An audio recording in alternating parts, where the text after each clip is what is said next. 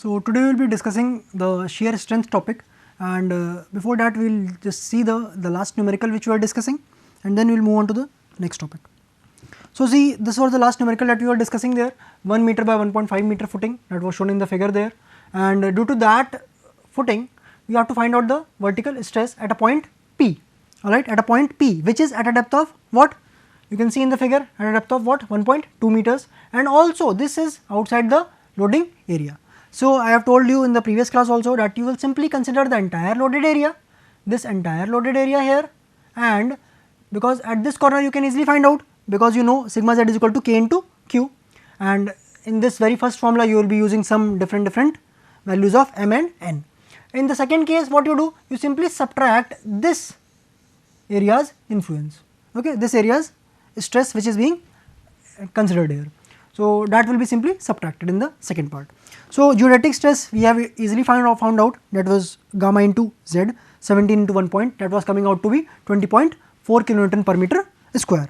Now due to the load intensity, that was 475 kilonewton divided by 1 into 1.5 meters there, so that came out to be 316.67 kilonewton per meter square, that is shown to you here in this case.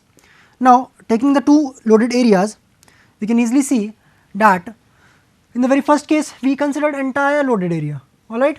So the value of m here and n here is different, we got this value and simply we put this in the formula, okay, sigma z is equal to k into q. So q will be there, that is this one, that is the loaded area, alright, and 1 by 4 pi into the entire formula which is being used there. So this is the entire formula, that simply we have put the values, nothing much here. So we have simply put the values and we have got the value of sigma z1, that comes out to be 57.48, and this is due to the entire loaded area, okay.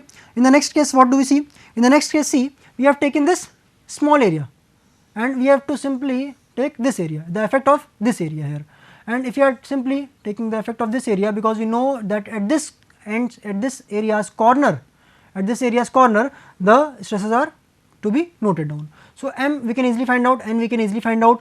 What we have taken the value of b here, b is nothing but the width and that remains the same, and l is nothing but the length, that is a small portion that is there, that is the 0.5 meters here, and z is the depth at which you have to find out that stresses. So due to this area, it simply you have again what you have done, you have simply taken this sigma z is equal to k into q. So this comes out to be k 316.67 by 4 pi, and you simply put out the values there, m and n values, and you get the value due to this loaded area here, and you get the value as 31.15 kilonewton per meter square. Now you have to you need to find out this one. So the entire one which you have found out in the previous one, that is the entire one, okay, entire rectangle, you subtract this smaller rectangle. So the induced stresses is what? Nothing but sigma z1 minus sigma z2, that comes out to be 26.33 kilonewton per meter square. Now this stress is due to what? It is due to the loaded area, alright, and this is being induced, okay, at some depth 1.2 meters, alright, and which is at some distance, let us say 0.5 meter here, okay. So these are the two things which are there. Now geodetic stress, you know that it was already gamma z which we have calculated in the very first step there. So you put that value and the induced stress value, so that total stress was 46.76 kilonewton per meter square. So these are the two stresses which are acting in the soil, and with this topic we have mostly covered the entire vertical stress distribution. Now we will move on to the shear strength of soil. अच्छा, अगर हम इसमें shear strength की बात करते हैं तो एक बात समझिएगा कि सॉइल में कंप्रेसिव फोर्स लगता है, वर्टिकल डायरेक्शन में कुछ फोर्स लगता है, साथ में ही क्या होता है कि यदि मैं सॉइल मास को, यदि if I take this is a soil mass, और कुछ अगर मैं किसी इंक्लाइंड प्लेन पे या लेट्स से हॉरिजॉन्टल प्लेन पे भी अगर मैं उसको मूव करने की कोशिश करूँ, then what happens there is some sort of movement, some sort of displacement, और ये डिस्प्लेसमेंट क्या करेगा? सॉइल को अनस्टेबल करने की कोशिश करेगा, alright. So along with the normal stresses मतलब क्या? जो कि हॉरिजॉन्टल डायरेक्शन में लग रहे होंगे, वर्टिकल डायरेक्शन में लग रहे होंगे, ठीक. shear stresses also tend to displace the soil mass, alright. So along with these vertical compressive stresses which are acting, there are also some stresses, that is, let us say shear stresses, they are also acting and which will try to displace the soil mass. Now why and where will we use this, and if I want to tell you, then if I can say that in the next module we will be covering the entire aspect of application of this topic here, application of the shear strength that we are studying in this topic here into the next module, that is the earthwork and the retaining structures. So see, the shear stress is essential in problems of what, bearing capacity of the foundations, how much the soil can hold there, and design of the retaining structures, because the retaining structures will try to tend to pressurize the wall. Alright, if let us say this is the wall of the retaining structure and the soil mass is at this region. Now this soil will try to displace this wall here, okay, because this will be under some earth pressure, because this soil will be under some pressure and this will try to displace the soil, displace the wall here, and in those cases the shear stress is required. Now if you are talking about normal stresses, they are compressive in nature, alright, and shearing stresses, they are not compressive but they tend to displace the soil mass with respect to the rest of soil mass. We will be seeing how these are going to resist that thing. Okay, when you are trying to say that let us say if this is the soil mass, and what happens if let us say some shear force is acting, okay, and we are trying to just cut through the soil. Now what happens if we are trying to cut through the soil, this mass will get displaced here and this mass will get displaced in this region like this here, okay, we can say that this is getting displaced at this point of intersection. So this is the point of intersection there, okay, the point of joining there. Now कब तक ये soil अपनी stable state में बनी रहेगी, ये हम कैसे जानेंगे, जब तक अगर कोई फोर्स यहाँ पे लग रहा है, लेट से 5 यूनिट का फोर्स लग रहा है और मैंने क्या किया, लेट से यहाँ पे 3 यूनिट का फोर्स लगा दिया, तब तक क्या होगा, सॉइल रोक के रहेगी, है ना, रोके रहेगी उसको. बट यदि लेट से ये फोर्स, let say if I again say it, if this is the soil element and this is the plane जहाँ पे फेलियर हो रहा होगा. अच्छा, सॉइल के पास कुछ स्ट्रेंथ है खुद की, ऑलराइट, सॉइल के पास खुद की कुछ स्ट्रेंथ है, लेट से 50 यूनिट्स, ऑलराइट. अब हमने फोर्स लगाया लेट से 10 यूनिट्स का, तो क्या होगा, क्या ये डिस्प्लेस कर पाएगा, नहीं कर पाएगा. बट लेट से ये सॉइल भी कितना लगा देगा, 10 का फोर्स लगा देगा, इसको रेजिस्ट करने के लिए 10 का फोर्स लगा देगा. लेट से हमने बढ़ा के इसको कर दिया 30 यूनिट्स. अब क्या होगा, अब सॉइल फिर से क्या करेगा, सॉइल फिर से उसकी कैपेसिटी तो 50 की है, तो वो क्या करेगा, फिर से 30 का इंड्यूस कर देगा अपने अंदर. जैसे ही 30 का इंड्यूस करेगा तब भी वो इसको रोक ले जाएगा. लेट से इसकी यूनिट 50 पहुंच गई, अभी भी क्या है, इसने इसको रोक रखा है, अभी भी सॉइल फेल नहीं करी. जैसे ही आपने 51 किया, ऑलराइट, ये लेट से 60 पहुंचाया, आपने क्या देखा कि ये सॉइल फेल कर गई मतलब ये सॉइल का हिस्सा अलग हो गया और ये वाला सॉइल का पार्ट एक अलग पोर्शन हो गया. सो व्हाट हैपेंस हियर, जब तक उसकी शेयर जितनी भी उसकी ताकत थी तब तक तो सॉइल ने रोका, बट जैसे ही शेयर स्ट्रेस इतना ज़्यादा हो गया कि उसकी स्ट्रेंथ से ज़्यादा वैल्यू पहुंच गई, तब सॉइल फेल कर गई. तो शेयर स्ट्रेस एक चीज़ है, स्ट्रेस, ऑलराइट, एंड स्ट्रेस यदि मैक्सिमम वैल्यू पहुंच जाए तो वो शेयर स्ट्रेंथ कहला देंगे. तो यही चीज़ है, देखिए, shear strength of a soil is the capacity of the soil to resist the shearing stresses. Shear stress लग रहा है सॉइल के ऊपर, बट तब तक उसको झेला जाएगा जब तक वो मैक्सिमम वैल्यू तक नहीं पहुंच जाता. जैसे ही मैक्सिमम वैल्यू से ज़्यादा पहुंचेगा तुरंत क्या होगा, सॉइल फेल कर जाएगी, और वही क्या होता है, शेयर स्ट्रेंथ होती है. And it is defined as the maximum value of that shearing stress. Shear stress तो कुछ भी लग सकता है सॉइल में, चाहे 20 का लगे, चाहे 30 का लगे, चाहे 50 का लग जाए. बट अगर सॉइल का शेयरिंग स्ट्रेंथ, यानी सॉइल की जो अंदर ताकत है शेयर वाली, दैट इज़ व्हाट 50, तो 50 तक तो रोक लेगा, बट जैसे ही उसकी स्ट्रेंथ से ज़्यादा वैल्यू हुई तुरंत क्या होगा, फेलियर अकर कर जाएगा. And so maximum value of the shearing stress that can be mobilized within a soil mass, that is called as the shear strength. Now shear strength is related to the material, or that is the soil which is there, magnitude of the load, manner of application of the load, how is the load being applied there, previous stress history of a natural soil deposit. So these are the 4 things on which the shear strength of the soil is dependent upon. Now in your engineering mechanics class you have already studied the Mohr circle. I am simply just stating out simple points so that you can just relate with the soil mechanics here. So in a stressed soil mass, failure can occur along any plane So it is necessary to study the stress conditions of a point in such a mass, in such a soil mass or any mass you say that in engineering mechanics or SOM you have studied it in different aspect there. At any stress point there are 3 mutually perpendicular planes on which there are no shear stresses acting. Let us say if I take this element here and what happens in this direction and let us say into the plane, alright, there is some other force acting. So these are the, let us say this plane is there and this plane is there, we are taking these two, let us say this is sigma 1, this is sigma 3 and this is let us say sigma 2. So these sigma 1 and sigma 3 are acting on these planes, this plane and this plane. And यहाँ पे देखिए एक चीज़, यहाँ पे क्या important है, यहाँ पे कोई भी शेयर स्ट्रेस क्या लग रहा है, नहीं लग रहा है, मैंने यहाँ पे कोई भी शेयर स्ट्रेस नहीं दिखाया है.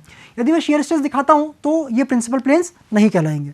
But if there are no shear stresses acting there on these planes then these values are called as, these stresses are called as nothing but the principal stresses. और जिन प्लेन्स पे act करते हैं उनको हम क्या कह देते हैं, principal planes. So these can be what, sigma 1 major principal stress, sigma 2 intermediate principal stress, sigma 3 minor principal stress. और ये तीनों म्यूचुअली परपेंडिकुलर प्लेन्स पे लग रहे होंगे. And the value of sigma 1 will be the maximum, value of sigma 3 will be the minimum, that is the minor principal stress sigma 3, intermediate principal stress sigma 2 and major principal stress sigma 1. So if sigma 1 and sigma 3 are known to you, alright, so you know sigma 1 and sigma 3, then on any plane AB which is inclined at an angle theta to the major principal plane, at that plane you can easily find out the value of normal and shear stresses. Now let us see here, if this is the element which is being considered and this is the major principal stress, alright, in the vertical direction, and this is the horizontal principal stress, that is the sigma 3 here. Now if sigma 1 and sigma 3 are known to you, then if you have to find out that इस failure plane पे कितना shear stress या फिर normal stress induce हो रहा होगा, तो उसके लिए formulas जो दिए गए हैं, जो आपने पहले से ही पढ़ रखे हैं, that is what sigma is equal to sigma 1 plus sigma 3 by 2 plus sigma 1 minus sigma 3 by 2 into cos 2 theta. Alright, and this theta you already know what is it? It is nothing but the angle which this failure plane, alright, this failure plane makes with the major principal plane. Alright, so यदि मैं बात करूँ, इसको मैं extend भी कर लेता हूँ अगर मैं यहाँ पे, तो ये क्या होगा, मेजर प्रिंसिपल प्लेन ये एक्ट कर रहा होगा, ये वाला, और ये एंगल क्या होगा, ये वाला एंगल थीटा होगा. So this is the failure plane. So हमने बस इसको सिंप्लीफिकेशन के लिए उसके ऊपर एक्सटेंड किया है, बल्कि है वो वही प्लेन नहीं. सो एंगल वही थीटा ही बना रहा होगा. एंड इसी फेलियर प्लेन ए बी पे, इस फेलियर प्लेन ए बी पे जो शेयर स्ट्रेस मोबिलाइज होगा, that will be what, sigma 1 minus sigma 3 by 2 into sine 2 theta. So if you are trying to draw the Mohr circle for this stresses, we can easily say that if you are taking y on x, on y axis the shear stress and on x axis the normal stress, what happens there? We can simply say that B point is the sigma 1 here and this is the sigma 3 here. Now what happens? You can simply draw the Mohr circle and the value of center and the radius, you can simply see what is there. We are talking about the center here, alright. So this is this point, and we talk about the radius, alright. Radius is what? Radius of this circle is what? Sigma 1 minus sigma 3 by 2. So we can simply draw the Mohr circle, and we will be seeing how this Mohr circle is being drawn there. So the center is at, on the x axis it is what? Sigma 1 plus sigma 3 by 2 distance, and on y axis it is what? Nothing but 0. So this is the Mohr circle that we will be considering, and when the Mohr failure envelope will be drawn, at that time also we will be discussing this thing. Now if we talk about Mohr Coulomb failure criteria, so understand here that soils are complex in nature, and a complete description of the state of failure in a soil mass upon shearing requires two things. पहली चीज़ किस point पे failure हो रहा है, दूसरी चीज़ किस plane पे failure हो रहा है, ठीक, on which failure has occurred. And defining the point on the stress strain curve which corresponds to the failure, first thing, identifying the plane on which such failure has occurred, this will be such failure has occurred, alright. So since it is difficult to define the failure, अच्छा दिक्कत कहाँ पे आती है, कब failure हुआ, किस moment पे हुआ, ये नहीं पता चलता है. आप थोड़े से डिस्प्लेसमेंट को फेलियर मानोगे कि पूरा का पूरा जितना डिस्प्लेसमेंट हो जा रहा है उतने को आप मान लोगे. सो that will be a slightly difficult task to evaluate. सो इसीलिए जो है यहाँ पे जैसे देखते हैं 5% स्ट्रेन लिया जाता है सबग्रेड मटेरियल के लिए बिलो पेमेंट उसके लिए। एम्बैंकमेंट डैम मटेरियल के लिए हम तब मानते हैं फेलियर हो गया जब 15 to 20% स्ट्रेन मोबिलाइज हो चुका है। और एट फेलियर जो भी शेयर स्ट्रेस की वैल्यू होती है उसको हम क्या कह देते हैं, शेयर स्ट्रेंथ बोल देते हैं। So that is there. अच्छा, अब इसमें अगर हम मोहर और कूलम की हम बात कर रहे हैं तो हम सबसे पहले मोहर की बात करते हैं। मोहर साहब का जो पोस्टुलेट था, उन्होंने क्या कहा था, that for rupture in materials what happens कि यदि टोटल नॉर्मल स्ट्रेस ही लग जाए या फिर पूरी तरीके से शेयर स्ट्रेस ही लग जाए तो उसके कारण फेलियर होगा। बट क्या वो मैक्सिमम वैल्यू होगी या क्या वो मिनिमम वैल्यू होगी वो कुछ नहीं बता सकते।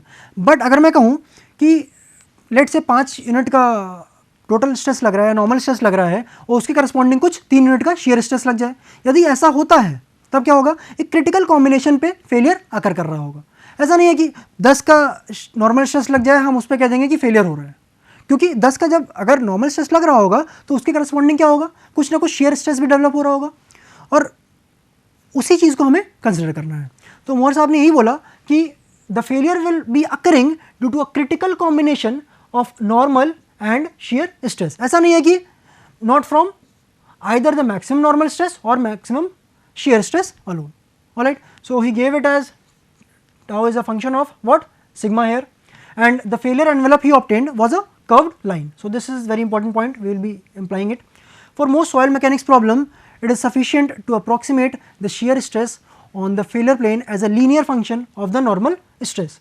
तो tau और sigma के बीच में एक linear relation पाया गया है जो कि बताया था कूलम साहब ने, and that was in 1776. Then this theory was given very much earlier. So Coulomb gave this theory, tau is equal to C plus sigma tan phi, and you can easily see this tau is there and this sigma is there, and C is what, the cohesion which is developed in the soil, alright, जो भी उसके बीच का cohesion रहेगा, and then phi is the internal friction angle. So आपस में ही जैसे late से sand की अगर हम बात करेंगे तो उसमें कोहेजन तो जीरो हो जाएगा, बट उसमें कुछ ना कुछ आपस में इंटरलॉकिंग हो रही होगी, जो आपस में फ्रिक्शन लग रहा होगा सॉइल ग्रेन्स के बीच में, तो वो फाई वैल्यू यहाँ पे मोबिलाइज हो रही होगी। ऑलराइट, सो कूलम ने जो ऑब्जर्व किया था, that was a straight line here. Alright, this is a straight line, tau F is given by C plus sigma tan phi. And जब मोहर की बात करते हैं तो इन्होंने क्या किया, एक curved line. Alright, so this is what, a slightly curved line. Okay, so he also gave a relation wherein tau और sigma के बीच में कुछ आपस में relation है, and he also said that the failure envelope obtained is what, a curved line.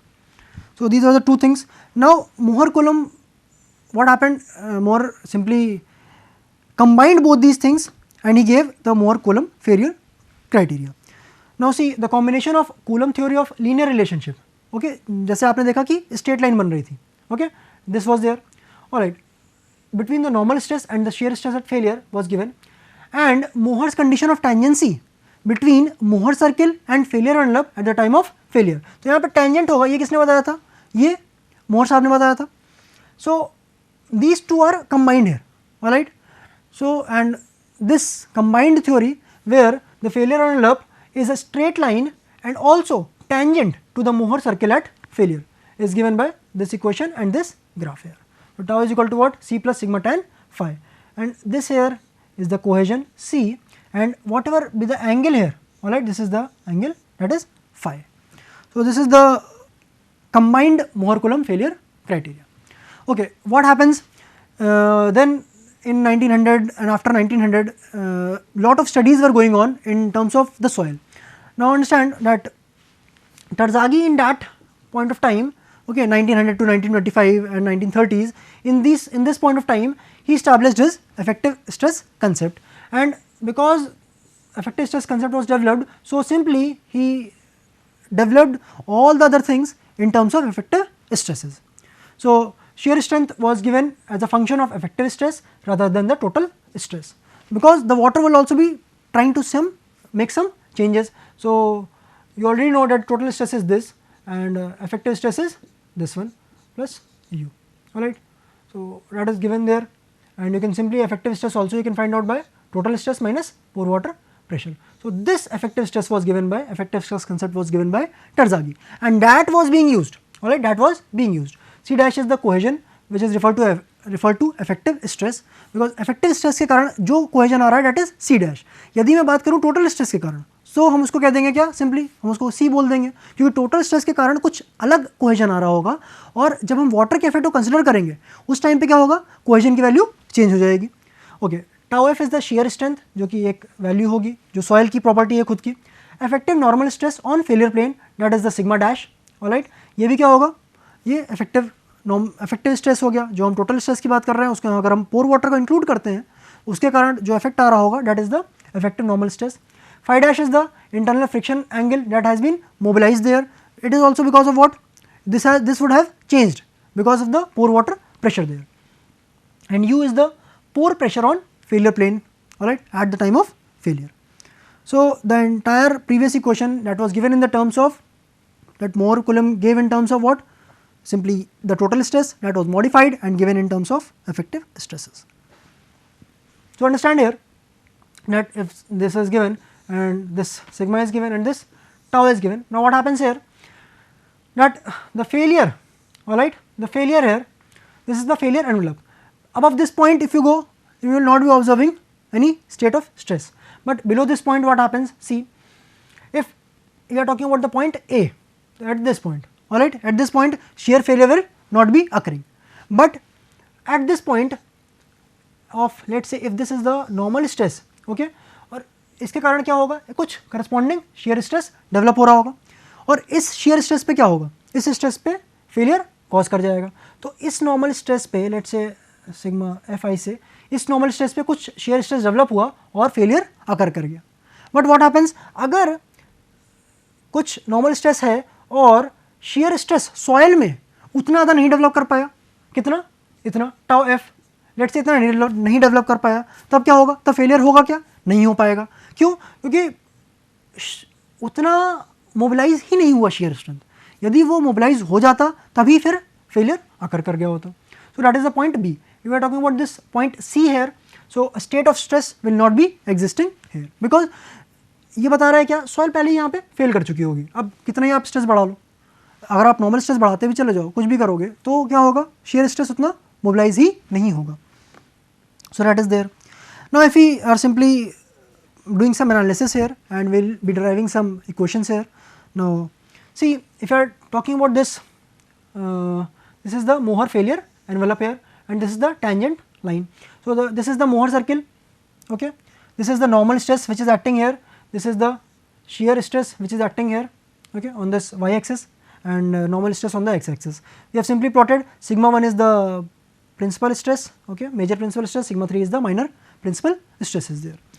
So this comes out to be what, this Mohr failure envelope equation is given by C dash plus sigma dash tan phi dash. So you can simply see that the y intercept is what, C dash, and the angle which it will be making with the horizontal will be what, phi dash. Now see here in this AD, AB defines the major principal plane. You can easily say this AB is what, nothing but the major principal plane here. Now radial line AD, okay, this one, this line AD defines the failure plane, क्योंकि हम इस पे देखना चाह रहे हैं क्या, किस प्लेन पे फेलियर हो रहा है. So that is this plane AD on the Mohr circle, okay, and the stress element which is being considered is this thing, okay, sigma 1 जो वर्टिकल स्ट्रेसेस में लग रहा है डायरेक्शन में, और सिग्मा 3 डैश जो हॉरिजॉन्टल डायरेक्शन में यहाँ पे लग रहा है. और थीटा एंगल क्या होता है, हमेशा थीटा एंगल हमेशा मेजर प्रिंसिपल प्लेन से आप मेजर कर रहे होते हैं. अच्छा, यहाँ पे थोड़ा सा सोम से अलग इसलिए है क्योंकि यहाँ पे क्या होता है, सॉइल में मेजर जो स्ट्रेसेस होते हैं वो कैसे डायरेक्शन में होते हैं, वर्टिकल डायरेक्शन में होते हैं. ऑलराइट, सो यहाँ पे जो मेजर प्रिंसिपल स्ट्रेस है वो मेजरली वर्टिकल डायरेक्शन में यहाँ पे देखा गया है, दैट इज सिग्मा 1 डैश. और if you are talking about total stress तो सिग्मा 1 यूज़ कर लोगे आप लोग.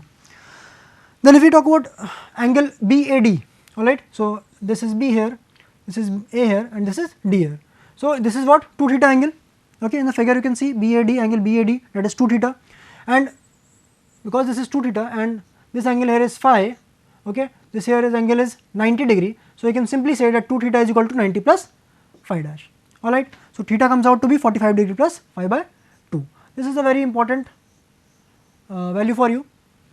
Then if you move on for triangle ADF, okay, AD and F, taking this rectangle, alright. So, in this here it is what phi dash, here it is what d.